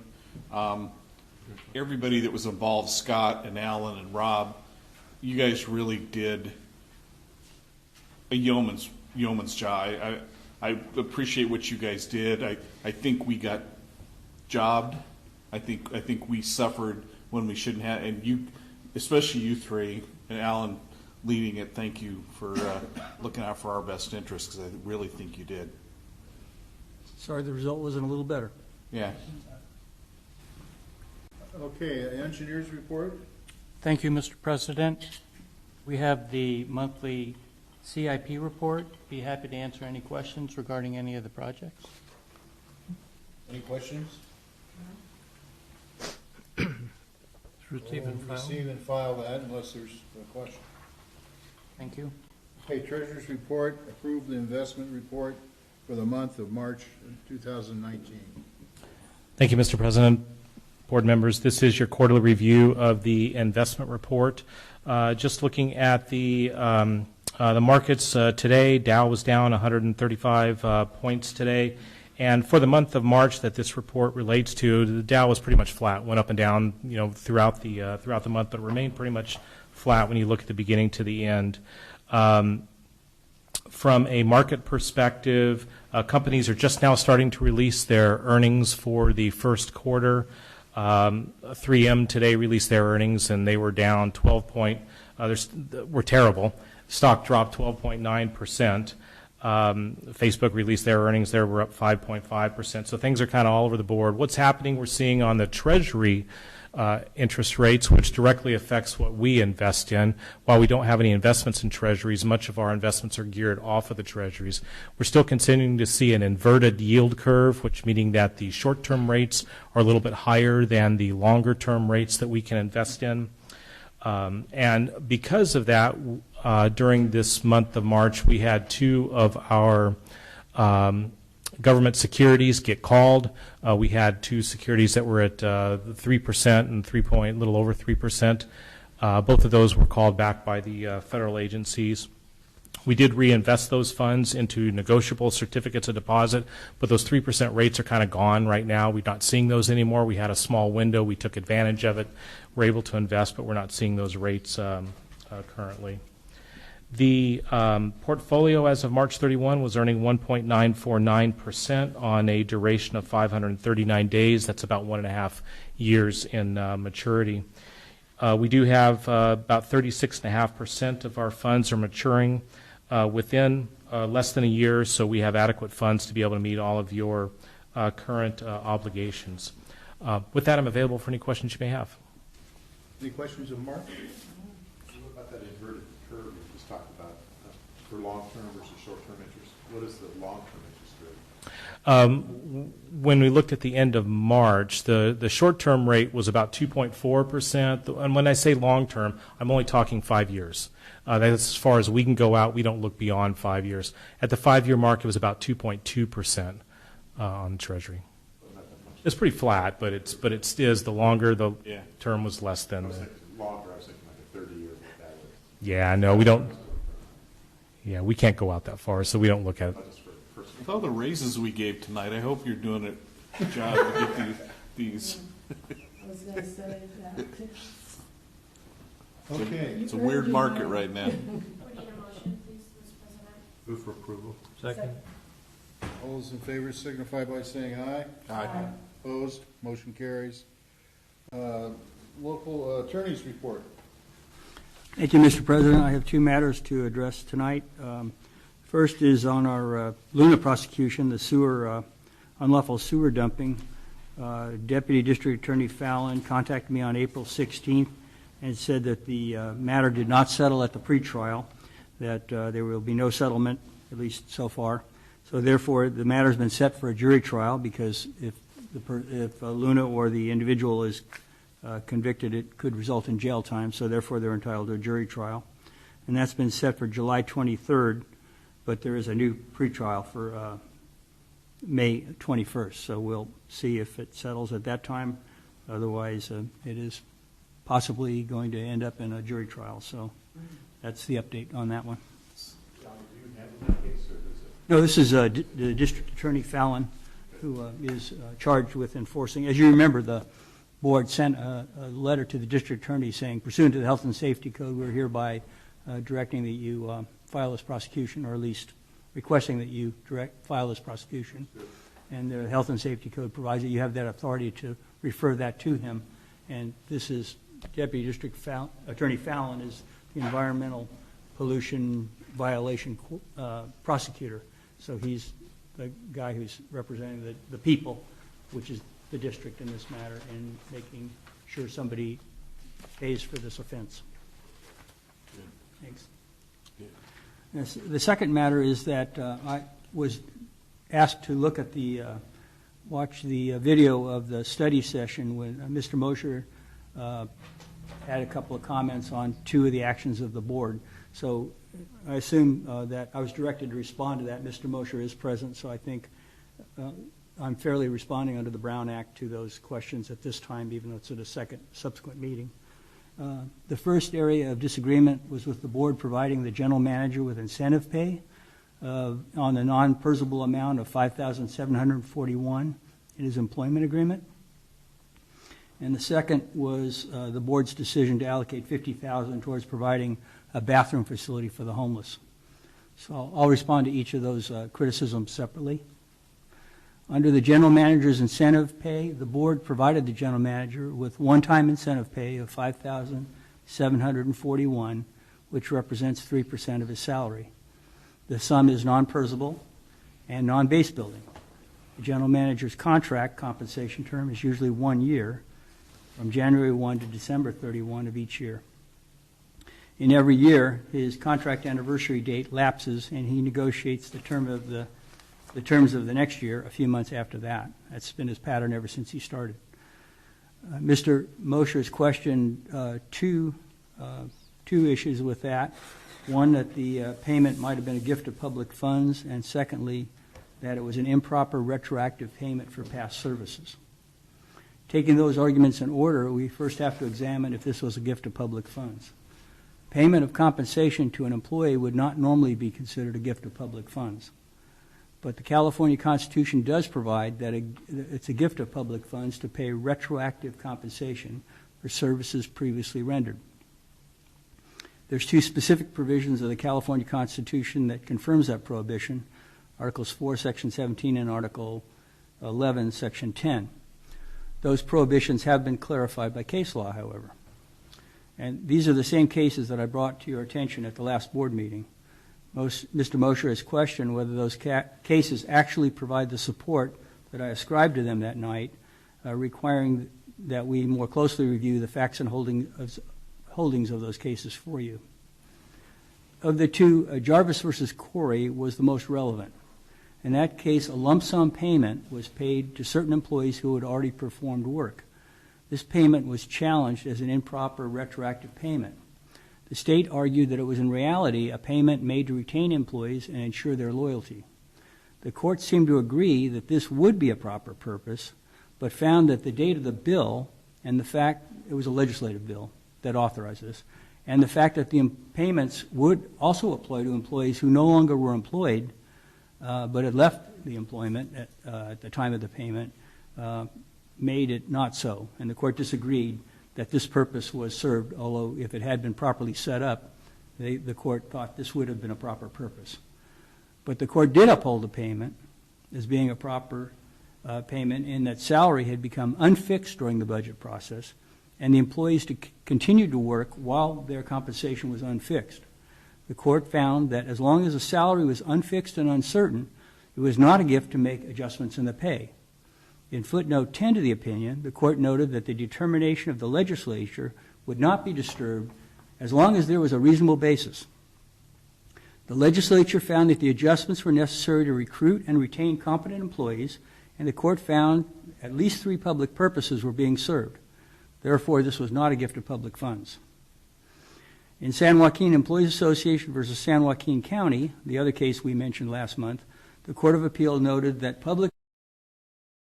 if a public employer grants benefits for past services, it is not a gift of public funds if the purpose was to take the self-serving step to further a self-interest in recruiting and retaining employees. The court noted that frequently pay raises are backdated to coincide with the budget. If the benefits are given to retain competent employees, there is no gift, but the government is serving its self-interest in retaining competent employees. So it is my opinion that the payment of $5,741 in incentive pay to the general manager is not a gift of public funds, nor in violation of any other state constitutional provision for the following reasons. 1, the board clearly made the payment to retain the general manager. He accepted this in lieu of a pay raise, and the CPI has gone up this year in a like amount, or approximately a like amount. A 3% non-perishable incentive pay is obviously less expensive to the district than a 3% salary increase. The general manager is obviously a leader in his field and is highly employable. The board was acting in the district's self-interest in providing this incentive pay to him to retain him and ensure his loyalty. Secondly, the general manager's employment agreement runs from January 1 to December 31st, so his compensation is always to be determined for the year. It was therefore unfixed on January 1, which provides a further ground for incentive pay as not being a gift of public funds. And third, nothing specified that the 3% that you paid to him in the incentive pay was to compensate him for past services. It certainly, part of it was for the fact he did a good job, but there's a certain element of it to ensure that he stay with you for another year. So you didn't distinguish whether it was for past services or for future loyalty. Obviously, the board was pleased with his past performance, but the board is equally paying so the general manager will stay in the district's employment. In conclusion, it's my opinion that the payment is a lawful payment. And if I could, I don't know if you want to get to the second issue, and then Mr. Mosher might want to respond. That'd be fine. That would be the most efficient way to handle this. The second issue that was about the payment of money towards the restroom facility. The board authorized the sum of $50,000 to be paid towards providing restroom facilities for the homeless. Mr. Mosher has questioned whether a payment would be a gift of public funds and not appropriate under the district's Organic Act. Additionally, Mr. Mosher has questioned if the money is coming from Prop 218 funds or another source, and has commented that there does not appear to be a clear audit trail for the money. Now, I'll only address the legal issues in those criticisms. The legal issue first is a gift of public funds. Is this a gift of public funds? This expenditure would not be a gift of public funds. The primary focus of whether a gift of public funds is being made is whether the money is used for a private or a public purpose. And that comes from the Sacto-Yolo Port District case. Here, and many other cases, this is kind of the basics of gift of public funds law. Here the purpose is to provide a restroom facility for the homeless, and concomitantly to end a sanitation problem caused by public defecation and urination. While individuals might be benefited, there is a clear public purpose as being served. While we may be assisting the city in accomplishing these purposes, as long as the donor agency, namely the district, is serving a public purpose of the donor agency, the payment will not be a gift. And that's the Santa Barbara Water versus All Persons case. Whether a public purpose is being overruled by a court as long as your determination has a reasonable basis. Board of Supervisors versus Dolan. Your decision will only be overturned if fraud, oppression, or manifest abuse of discretion accompanied your determination. Irwin versus City of Manhattan Beach. Therefore, your decision to provide money for a homeless restroom is clearly serving a public purpose and is not a gift of public funds. Now, that only answers part of the question. Second part of the question is, was there a proper district purpose? Mr. Mosher has raised the issue of whether the district, as a special district, has the authority to provide what seems like a general purpose project. It is true that a district is a special district with limited powers. That requires that we analyze the district powers to see if we have the authority to expend this money. The district is established pursuant to Health and Safety Code, Section 6400 et sequitur. The most relevant provisions of the law are under district powers, which includes that the district may maintain and operate sewers, sewage collection systems, and other sanitary disposal systems as the board deems necessary and proper. That's Health and Safety Code 6512. It may acquire real and personal property as the judgment of the board, as in the judgment of the board is necessary or proper. That's 6514 of the code. It may also make and enforce regulations for the removal of garbage, the cleanliness of streets, and all other sanitary purposes not in conflict with the laws of the state. That's Section 6421. And finally, it has the power to do any act necessary or proper to complete the exercise and effect of any of its powers. Section 6522. The provision of sanitary facilities or contribution towards those facilities thus seems to be within the sanitary district's powers, statutory powers. Next, the last question was, is there a proper source of funds? And Mr. Mosher has raised the issue that the use of Prop 218 funds might not be appropriate since the findings have not been made for the benefits and the apportioned burdens for the collection and use of this money. Without addressing that contention, the district does have other non-Prop 218 money that is unrestricted. Response to criticism that there is not an appropriate audit trail for this money is best left to others to answer. That's not something I can really answer about why he was taxed one way and somebody else wasn't and where the money went. That concludes my response to both those questions, and I'd be happy to answer any questions if there are any. Any questions?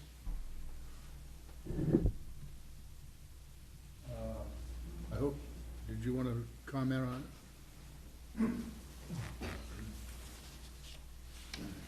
it? Thank you, President Ferriman, and members of the board. My name is Jim Mosher again, and I am grateful for the response. I didn't anticipate it was going to happen tonight, and I would not challenge anything your very competent district council has told you. I would like to make two logical comments, though. If you want to provide incentive pay to the general manager for the purpose of retaining a fine employee,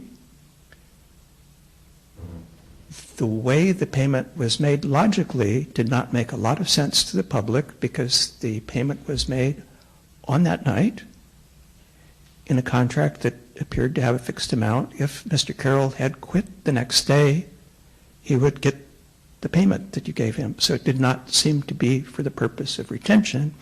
If you wanted it to be for the purpose of retention, you could easily put it in the contract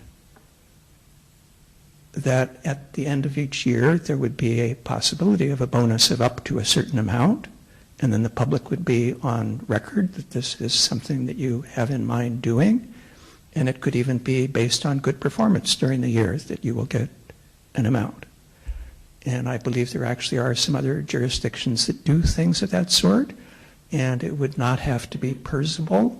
I looked online. One city I found was the city of Menlo Park, and they had such incentive pay for their general manager, and it was based on both longevity, retention, and good performance. It did not have to be PERSable. So you can compensate employees without adding to their pension obligations that you have, although I personally would think if the employee is performing well, actually just increasing the salary is the proper solution and kind of what the contract called for. Regarding the payments for the homeless shelter, which I've all along said it's a very good and worthy purpose, my main comment was not about the gift of funds or legal argument that the council is making, but it was about the Proposition 218 source of what I thought was all the money that the district had, and the Proposition 218 money that goes through the rate setting process, such as you're in the process of now for your solid waste fund. Under the terms of Proposition 218, that has to be used for the benefit of the ratepayers. It cannot be used for something that benefits the public in general. So it seemed to me an open and shut case that that Proposition 218 money could not be used, even though it's a fine, worthy, and sanitary purpose, could not be used for that. I was not aware when I originally made the comment that the district had some legacy money that seems to come from the pre-Proposition 13 days. And as I said, I think at the last meeting, I actually looked at my property tax bill, and some people in this area, not this building, but where my house is, in the 1% that we get that is allowed by Proposition 13, in the breakdown of that, there's a very small amount, in my case like $5 a year or something, that is going towards the Costa Mesa Sanitary District General Fund. And so you actually have a general fund that can be used for all those health and safety purposes that we were told about. And my further comment about that is when I looked at the financial reporting of the district on the district's website, the comprehensive annual financial report, the popular annual financial report, or the budget, I can't clearly see where that non-Proposition 218 tax money is coming from and where it's going to. And I think the treasurer actually said it seemed to be going into one of the restricted funds, the solid waste fund. And I don't know if that is legally restricted once it goes into that.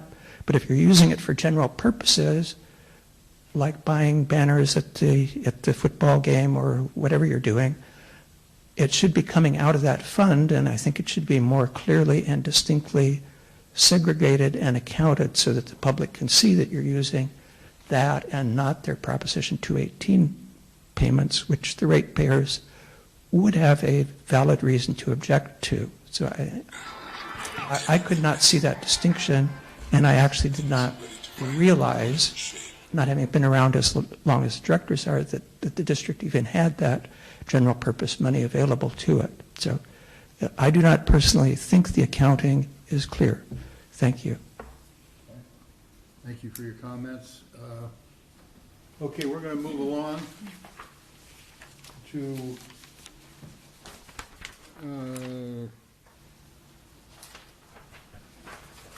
I attended the Orange County Sand District meeting.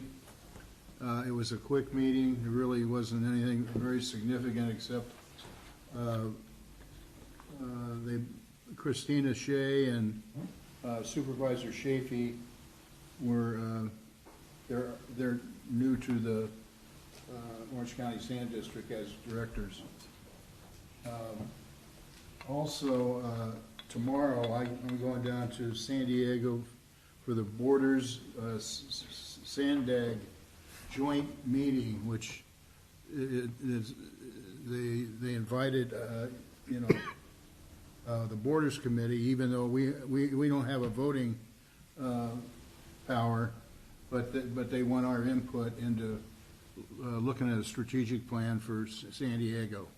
So that should be kind of an interesting experience. That's all I have. Who is, let's see. There was no SARPA meeting today. That was number 2. Okay, and Well, the big item, one of the items on the Orange County Sand District Board was the Mendoza Pump Station chemical injection system. That's probably the most pertinent one for us. We're letting them have space there to do their chemical injection for odor control. Arlene, or is that Yes. Yeah. Arlene? I'm glad to be back. And I only have 4 meetings, ISDOC and Waco, and the anniversary meeting for the 75th. We kind of wound up what we were going to have. And I hope all of you have gone to the movies and seen the commercial. Of course, I haven't. I don't go to the movies. I have. But anyway, Very good. it should be They good. really were. Yeah, I saw them too. It was pretty good. Yeah, so that's about it. Thank you. Mike? Just real quick on SDRMA. Last Wednesday, our CEO, Laura Gill, and myself and our chief member services person, Alan Dowdy, we chose to drive to Ojai for the day to meet with the Ventura River Water District. They had been given notice to us that they were going to drop our program, and we thought, you know what, the broker who's trying to get them to go basically lied to them and tried to make SDRMA look in not such favorable light. So I picked these two ladies up in bumper-to-bumper traffic at LAX. We drove to Ojai. And it was bumper-to-bumper all the way back. But anyway, the gist of the meeting is those board members walked in, and in Ojai, this building is no bigger. Their whole building is no bigger than our boardroom. But you should have seen the look of shock on these board members when we were sitting there. And they thanked us and everything, and I think we convinced them that they were given a bad bit of advice from their broker. But towards the end of the meeting, one of their board members looked at me, elderly gentleman, not that I'm not elderly, he looked at me and says, do you play football at USC? And I looked at him, I said, no, I played high school football, and I said, if I'd have played college football, it sure as hell wouldn't have been at USC. And he looked at me and he says, how's Arlene? I said, what? He says, how's Arlene Schaefer doing? Well, apparently they were on CSDA board, and she thought I was Jim. So I said, well, her husband played, he wasn't very smart, he played football at USC. But anyway, out in the middle of, literally out in the middle of nowhere, this guy looks at me and says, how's Arlene Schaefer doing? I thought, I mean, she's got secrets all over the state of California that most of us will never know. Anyway, we have our board meeting next week, so I'll have a report next month. Okay. Any other meetings that qualify for?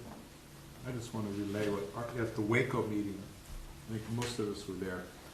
And I don't know if you guys noticed, but 70% of the water sold in stores is from municipal water districts.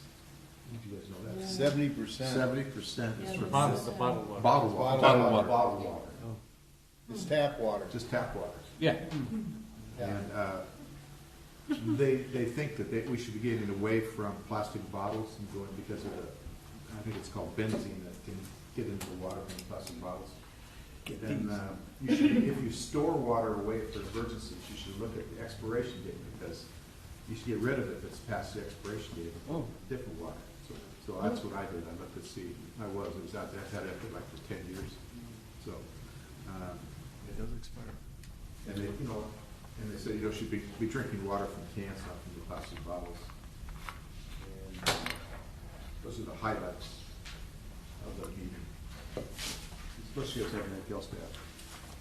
Good job. I have, it's. I called on you earlier, but. No, but that was. We're not to director comments yet. Yeah, it was director's comments. Go ahead. Okay, go ahead. First of all, I just wanted to, I guess, complain about CR&R with the trash. I don't know what's going on with this. I thought maybe Ed would be here today, but he's not. Yesterday, College Park had their pickup, except that it was like from 5:30 to going on 7 and darkness when they finally picked up everything but organic. This morning, they chose to pick up the organic. And on top of that, I had said something that, because people are calling me like crazy, they're all upset over it, that the cans aren't flipped out so that it's open. and they're real upset over that too. And I had it this time, and I thought, maybe they're doing it on purpose to me, I don't know. But anyway, so I just wanted to comment on that, for what it's worth. And then, of course, Saturday is the 9 to 12 OCC. And I have lots of stuff to take, and we're going to have mulch? Yeah, okay. And then the other one was, I would like to get all your support as directors I'd like to go ahead and start an application for Manager of the Year for CSDA, because I feel that over the years we're really great because of him, that he's really taken the time to put everything together. And I think we should have another stab at it, and I'd be glad to write up the application with Nolani and with Scott. And what's the due date? it's not due yet. Okay. But It just this came is- out today. Yeah. Okay. But this is why I think we need to hop on it and, get it together and see. Some of them have like a little slide presentation. Yeah, they do slide as well as talk about, but we just need to get it narrowed down and really worthwhile. I support that. I think I would like to support that. But, and hopefully this, no offense to any other employee, but I'd really like to see Gina nominated as Employee of the Year for Special Districts. I mean, she's done, Nolani, you're shaking your head, and I think you know more better than all of us, the awards and things she got. So I'd like to see that if we could do that. That'd be nice. Well, I definitely think we should submit an application. Yeah. In Scott's behalf. Okay. He's been a tremendous, does everything right. Well, It's staff that does it, not me. I don't know about that. I think a good presentation would be good. We could show the thing from the movies too. That's what I was thinking, some of That'd be a that, good presentation. Let's take everybody to the movies. No, we can't do that. Point grease in. Are you going Jim? Are you asking for director comments? Yeah, well, yeah, we're kind of into that. Go ahead. Just a couple quick things. The conference, SDLF conference, last week we were talking to several board members from other districts, and one of the things these other board members had that I'd like to see us think about doing is the district, when they travel as directors, their district gives them a credit card, so that we don't have to put stuff on ours and then get reimbursed. And the only reason I bring that up is, I use a credit card, or we use a credit card to pay our hotel bills, for example, although we didn't have to down there because you took care of it. Most hotels don't do that. Well, so I submit that for reimbursement, but the interest I get charged on my credit card, I have to eat. And I think if we had a district credit card that was kept here, we don't take it. None of these directors take it with them, but when they travel, they check it out with the district. So could we look into that maybe? And then the other thing, this board meeting that I went to last week at Ventura River Water District, they started their board meeting at 3:00. And obviously, they don't get a lot of public because you're in Ojai and nobody does anything in Ojai. But we start our meetings at 5:30. Is our code say we start at 5:30? We used to go at 6. We have it formalized in either the code or a resolution. It's formalized, but it can be changed. I'd like to see us think about moving our board meetings up to like 4 or 4:30. I mean, we don't have a lot of public, and I don't mean to inconvenience the public, but I think it's reasonable for us to start at 4:00, for example. I don't know how that. It would affect me more than anybody. Yeah. I could probably make arrangements, because I don't finish like I had golf Right. today, Right. If it's, usually we play matches on Thursday, but I can make arrangements because I have an assistant coach. I mean, is that? If that's the direction you guys want. Well, I would want it to be for everybody, 4:30 or whatever, but I think it's a benefit to staff. I mean, you guys are here all day long, and based on the amount of public we get, no offense to our regularly attending public, but I don't know if that's an inconvenience. But I'd like to see us look into maybe starting the meetings at 4:30, whatever that process is. Maybe bring that to a study session, just to. So That's it. town has to drive through traffic at 4. It's actually pretty good coming this way, really good. Going Yeah, that way. I go home on Red Hill, so not a problem. Okay, you go home at Red Hill now? Yeah. Well, there's a safety factor. The staff here, especially in the wintertime when it gets dark early, if they're home a little bit earlier, I think that helps them as well. Just a thought. Okay, any other comments, closing thoughts? If not, this meeting's adjourned.